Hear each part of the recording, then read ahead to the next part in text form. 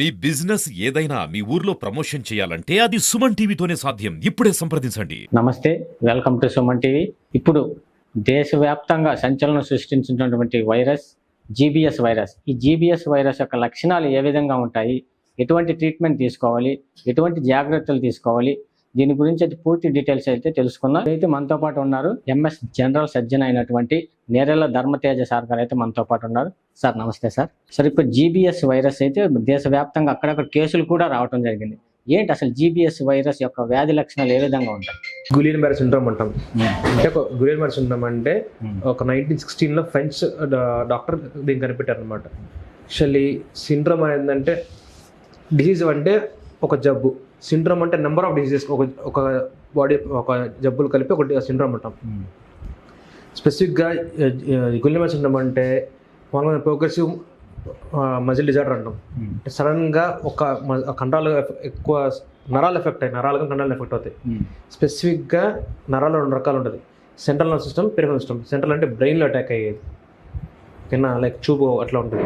Peripheral అంటే other than brain, like చేతులు కానీ, ఊపిరితిత్తులు కానీ, కండరాలు కానీ, కాళ్ళు కానీ, వేరే అవయవాలకు ఏదైతే స్పర్శ నరాలు ఉంటే అవన్నీ ఉంటాయి. సో దాన్ని మనం పెరిఫెరల్ సిస్టమ్. ఈ డిసీజ్ ఎక్కువ పెరిఫెరల్ సిస్టమ్ అటాక్ అవుతాయి. ఈ వ్యాధి ఏ విధంగా వ్యాపిస్తుంది సార్? మామూలుగా అయితే కొంతమందికి ఆటోఇమ్యూన్ అంటాం. ఆటోఇమ్యూన్ కొన్ని కారణాలు ఉండవు, ఏమైనా లక్షణాల్లో మ్యూటేషన్స్ కావచ్చు, చాలా కారణాలు ఉంటాయి. ఈసీ స్టడీస్ ఏంటంటే కొంతమంది అంటే వైరల్ ఆ మ్యూటేషన్ కారణం ఏంటంటే పాత రోజుల్లో ఈ రేడియేషన్ అంటారు, కొంతమందికి ఏదైనా ఇన్ఫెక్షన్ కానీ, కొంతమంది అంటే డ్రగ్స్ వాడతారు, కొంతమంది దానివల్ల మ్యూటేషన్స్ రావచ్చు. ఇంకోటి వైరల్ ఇన్ఫెక్షన్ కావచ్చు. వైరస్ అంటే కొంతమంది హెచ్ఐవీకి వస్తాయి. కొంతమంది ఏంటంటే చిన్నప్పుడు ఏమన్నా బై బర్త్ టార్చ్ ఇన్ఫెక్షన్ ఉంటాం, వాటి కూడా రావచ్చు. ఈ వ్యాధి వ్యాపిస్తే ఏ ఆర్గన్ దెబ్బతినే అవకాశం ఉంటుంది ఎక్కువ? ప్రజెంట్ ఏంటంటే ఈ కాజ్ వచ్చేసేసి మేము విన్నదాని ప్రకారం వాటర్ కంటామినేషన్, ఈ యానిమల్ ఫీడ్స్ అంటాం, లైక్ పిల్లుల వల్ల కానీ వాటి ఫికల్ మ్యాటర్లో కంటామినేషన్ ఉంటుంది. సో వాటర్లో కలవటం కానీ వాటిలో కొంచెం కాజ్ ఉన్నాయి. వీటి ఎట్లా వస్తున్నాయి, ఎట్లా చేస్తుందంటే వీటిని స్పెసిఫిక్గా చెప్పాలంటే డయాగ్నోసిస్ చాలా కష్టం. ఈ స్పెసిఫిక్ డయాగ్నోసిస్ చేయడం చాలా కష్టం. ఇంకోటి ఏంటంటే మనము పేషెంట్ మనం ఒక రావటము, కండాల బలహీనత, ఒకసారి చూపు మందగించడం, ఒకసారి హైపర్ రిఫ్లెక్స్ అంటాం, సడన్గా మనకి నరాలు మజిల్ కట్టుకుంటూ ఉంటాం అంటాం, ఆ లక్షణంతో బయటపడతారు. కొంతమంది అంటే సడన్గా నడలేకపోవటము, కొంచెం నడుస్తూ కొంచెం ముందుగా తోలుతూ ఉండటం అవన్నీ జరుగుతుంటాయి.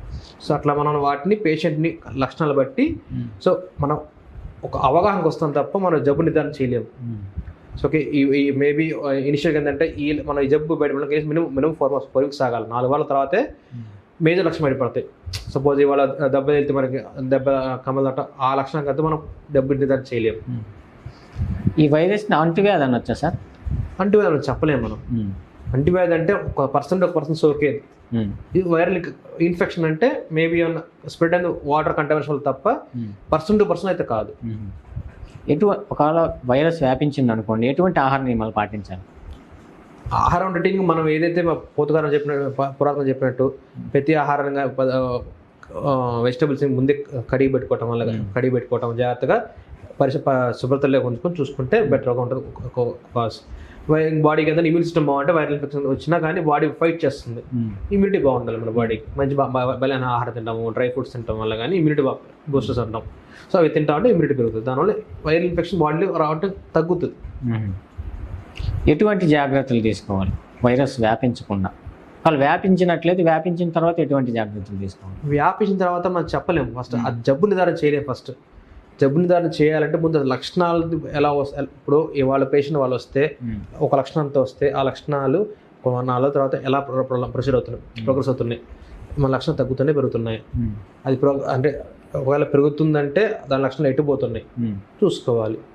స్పెసిఫిక్గా టెస్ట్లు అంటే దీనికి బ్లడ్ టెస్ట్ ఏం తెలియదు మనకేంటంటే ఇది మస్కులర్ డిజార్డర్ కాబట్టి కండరాల టెస్ట్ చేస్తాం, అంటే ఎలక్ట్రోమైగ్రఫీ అంటాం అదొకటి. ఇంకోటి ఏంటంటే ఎన్సివి అంటాం, నర్వ్ కండక్షన్ స్టడీ అంటాం. ఓకేనా, ఏంటంటే ఇక్కడి నుంచి ఇక్కడ దాకా స్పర్శ ఎలా ఉంది, నరం కరెంట్ ఎట్లా బాగుతుంది చెప్పాలంటే మన బాడీ ఇంటి సర్క్యూట్ లాగా స్విచ్ చేస్తే లైట్ వెలుగుతుంది. ఒక లైట్ స్విచ్ చేసిన లైట్ ఎందుకు వెళ్ళట్లేదు, మధ్యలో సర్క్యూట్ ప్రాబ్లం ఉంది, అట్లా అన్నట్టు ఒక ఎన్సివి అంటాం. అంటే ఒక నర ప్రాబ్లం కాబట్టి నరం నుంచి కండరాలకి కనెక్షన్ ఏమన్నా డ్యామేజ్ అక్కడ ఉంది, దాని బట్టి ఒక అవగాహన అంటే ఎక్కడ ఏమేజ్ చూస్తాం. ఇంకా బాగా తెలియాలంటే ఎంఆర్ఐ స్కాన్ చాలా రేర్గా కనిపిస్తాయి. నరం మందబట్టడం తెలుస్తుంది. వైరల్ అంటే మనం ఎక్కువ వెన్నుపూస మెదడులో రసాయనం ఉంటుంది, సెరిబ్రల్ సిఎస్ఎఫ్ అంటాం, సెరిబ్రల్ స్మెల్ ఫ్లూయిడ్ అంటాం. అది చేస్తే మనం బయటపడచ్చు. బ్లడ్లో మనం వెన్నుపూస నుంచి నీరు తీస్తారు. ఆ నీరులో ఉన్న టెస్ట్ చేస్తే అందులో ఏమన్నా ఇన్ఫెక్షన్ పెరగచ్చు. అది ఒక ప్రయత్నం లాగా అనమాట.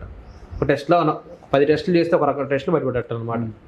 ఫైనల్గా దీనికి ఏమైనా ట్రీట్మెంట్ ఉండే అవకాశం ఉంటుందా సార్? ట్రీట్మెంట్ అంటే లక్షణాలు పెట్టండి. సపోజ్ ఎర్లీగా స్టేజ్ వచ్చి మనం ఎర్లీగా డయాగ్నోస్ చేయగలిగితే రిజల్ట్స్ చాలా బాగుంటాయి. లేట్ స్టేజ్ అంటే మామూలుగా అయితే మనం మెయిన్ రోల్ స్టీరాయిడ్స్ కానీ ఇమ్యూనోమాడ్యులేటర్స్ అంటాం, ఇమ్యూనోథెరపీ అంటాం. ఇమ్యూనోథెరపీ అంటే మనం ఏదన్నా కొత్త డ్రగ్ తయారు చేసి మనం యాంటీవైరల్ ఇమ్యూనోథెరపీ అంటాం. సో అట్లాంటివి ఇస్తే మనం రిజల్ట్స్ కోసం వెయిట్ చేయటం. ఇది ఇంకోటి ఏంటంటే ఇది కండిషన్ సీరియస్ అయితే కనుక ఐసీయూలో పెట్టే అవసరం కూడా రావచ్చు ఒక పేషెంట్. ఎందుకంటే పెరిఫెరల్ సిస్టమ్ అంటే అది బాడీలో ఊపిరితిత్తులు కావచ్చు, వెన్నుపూస కావచ్చు, ప్రతి అవయం కావచ్చు. ఆల్మోస్ట్ సగం మంది పక్షవాతం కూడా రావచ్చు బాడీ అంతా. సో వాళ్ళకి ఏంటంటే తీసుకునే జాగ్రత్తలు చాలా ఉంటాయి. అంటే పేషెంట్కి ఎప్పటికప్పుడు ఊపిరితిత్తులు ఏ ఎఫెక్ట్ అవుతుంది, ఊపిరితిత్తులు పాడైపోతే శ్వాస లక్షణాలు ఎలా ఉంటాయి, అవన్నీ చూసుకోవాల్సి వస్తుంది. Okay sir, thank you sir. విన్నారు కదా, మన డాక్టర్ ధర్మతేజ సార్ గారు అయితే చాలా స్పష్టంగా అయితే జీబీఎస్ వైరస్ గురించి, దాని యొక్క లక్షణాలు ఏ విధంగా ఉంటాయి, ఎటువంటి జాగ్రత్తలు తీసుకోవాలి చెప్పడం అయితే జరిగింది. ఇలాంటి మరిన్ని అప్డేట్స్ కోసం చూస్తూనే ఉండండి మీ సుమన్ టీవీ కాన్ఫరెన్స్.